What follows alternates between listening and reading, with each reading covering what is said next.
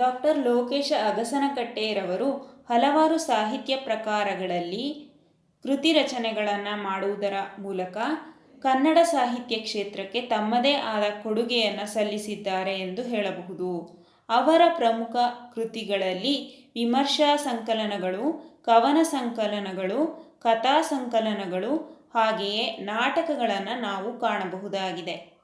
ಮತ್ತೆ ಸೂರ್ಯ ಬರುತ್ತಾನೆ, ಮನೆಯಂಗಳದ ಮರ ಮತ್ತು ಧರಣಿಯ ಧ್ಯಾನ ಇವರ ಕವನ ಸಂಕಲನಗಳಾಗಿವೆ.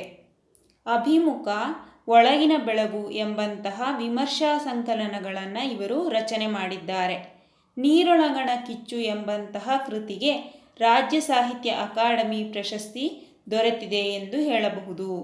ಹಟ್ಟಿ ಎಂಬ ಭೂಮಿಯ ತುಣುಕು ಎಂಬಂತಹ ಕಥಾ ಸಂಕಲನಕ್ಕೆ ಛಂದ ಪ್ರಶಸ್ತಿ ಬಂದಿದೆ. ನಮ್ಮೆಲ್ಲರ ಬುದ್ಧ ಎಂಬಂತಹ ನಾಟಕ ಹಲವಾರು ಪ್ರಯೋಗಗಳನ್ನು ಕಂಡಿದೆ ಎಂದು ಹೇಳಬಹುದು. ಇದಿಷ್ಟು ಡಾಕ್ಟರ್ ಲೋಕೇಶ ಅಗಸನಕಟ್ಟೆರವರ ಸಾಹಿತ್ಯ ಕೃಷಿಯ ಪರಿಚಯವಾಗಿದೆ.